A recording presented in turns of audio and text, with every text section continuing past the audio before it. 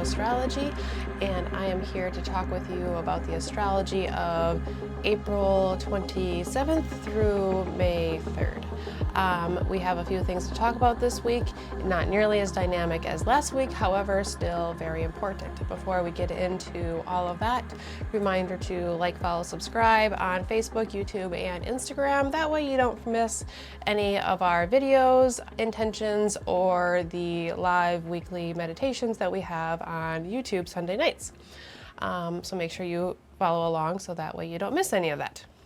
So we start out on Sunday, April 27th, with the moon in the sign of Aries. It ingresses into the sign of Taurus early in the morning, just after 3 a.m. Eastern time, and that moves us into position for the new moon in the sign of Taurus at 7 degrees. The new moon happens in the afternoon, 3:30 p.m. Eastern time, and it really feels like this new moon is creating a moment of stability and groundedness as it moves away from the Mars-Pluto energy that we talked about building last week. So as soon as the sun moved into the sign of Taurus, it started interacting with Mars and Pluto. We covered that extensively in last week's video, so if you haven't seen that, go back and check out that video as well as the meditation to get more information there. But it was pretty dynamic and pretty intense possibilities with that energy. Now we have a new moon at 7 degrees of Taurus. So in that earthly feminine sign of Venus, which is rooted right in the middle of spring, where things are growing, things are flourishing. Taurus is ruled by Venus and is the exaltation of the moon. So you have both Venus and the moon being the two planets that initiate life and the development and the proliferation of life. So we have this ability to start something new and almost have a breath of fresh air as we come into this new moon here. As we come into this new moon here, wondering where you can find some peacefulness, some grounding, some balancing, maybe even a little sweetness and enjoyment, a mix of all of the energies that we've had around here.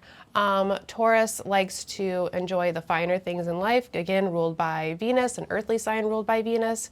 Sometimes that can lead to a little bit of laziness or overconsumption, but it can also lead to a refinement of just looking for the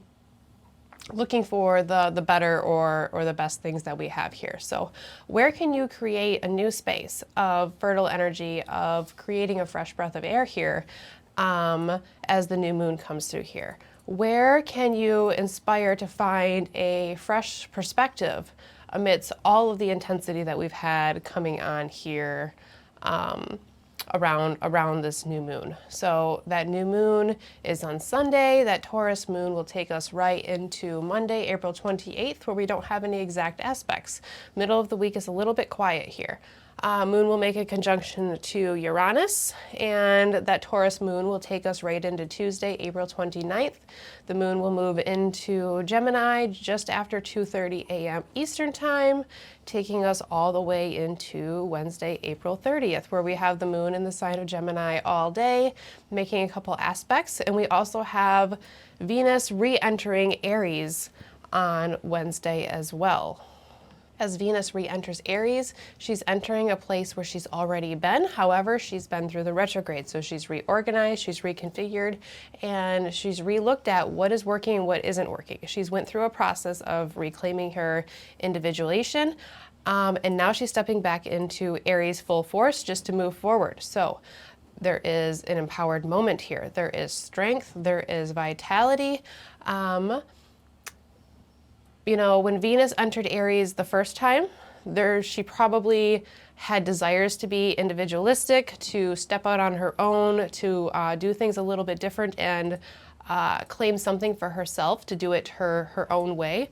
However, maybe she didn't quite have all of the tools or the know-how how to do that. So now went through the retrograde, coming back through Aries. Now she could be a little bit more prepared, and the experiences as well as maybe the tools and the knowledge and information that she has gathered allows us to step forward in a more empowered and even more confident way than we were able to before. So where can you reclaim energy in your own life, and where do you see that happening? Where do you see that reclaiming of something that you once had within your life?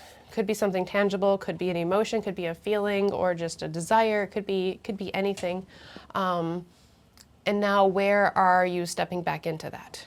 As Venus enters Aries, she's instantly going to make that contact with Neptune that comes through exact on Friday. So Venus in Aries is going to take us into Thursday, May 1st, with that Gemini moon. The moon will move into the sign of Cancer just after 3 a.m. Eastern time. So essentially we have the moon in the sign of Cancer all day on Thursday, and then that's going to take us into Friday with the Cancer moon. This is the day that Venus comes into exact conjunction with Neptune. So starting out Wednesday and moving into the later part of the week, you may start to feel this growing, inspired energy of Venus and Neptune coming together. Venus and Neptune, when they come together, they can be very creative, they can be very inspiring, they can be very romantic in the way that they imagine the future. So they can be very idealistic, very dreamy, very very much looking for a passion and imagination within the passion that we are igniting. I think passion really applies here because it's in the sign of Aries, so now we're in a fire sign.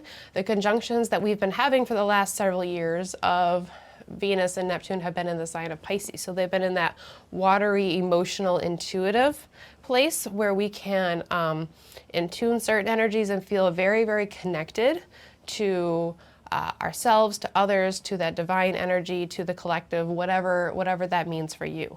Now that it's in the sign of Aries, it's much less collective and much more individualistic. So as Venus and Neptune come together, we may be very inspired to create something that stands out or is a little bit different than we've done before. There can be this spontaneous idealism. We have the spontaneity comes from the sign of Aries that likes to start and initiate things as a cardinal sign, and the idealism coming from these two planets coming together. So we could imagine something, we could perceive the idealistic highest perspective of it, and we could just go for it right away. Whether it's obtainable or not, that could be another story.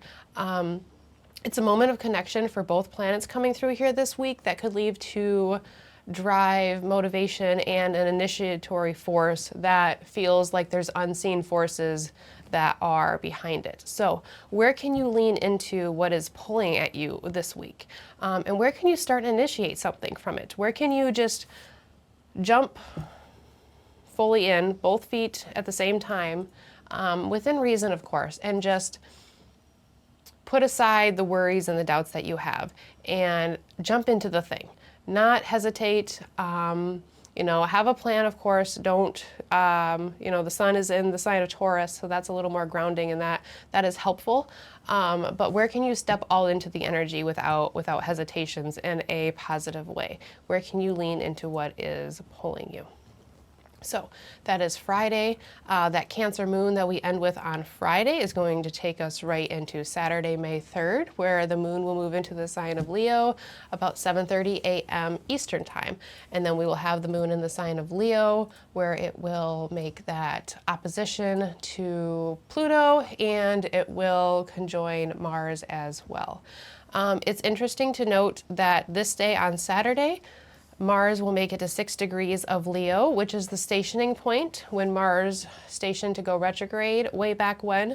So after we get through this week, Mars is going to clear its post-shadow period where it's going direct back over the degrees that it initially retraced within its retrograde period. So this week is where we fully close out that Mars retrograde, and we may start to see things coming full circle, or that new pathway forward really starting to show itself here. So curious how that will work out for everybody. So that is what we have going on this week. It's just a couple aspects compared to the way it has been, but we have some still some potent activity going on here this week. So I hope everybody has a great and wonderful week using these energies in the best possible way possible. I will see you back here next week for our weekly video, and don't forget that we have live meditations on Sunday nights, 8:30 p.m. Eastern Time. You can find that on YouTube and Facebook.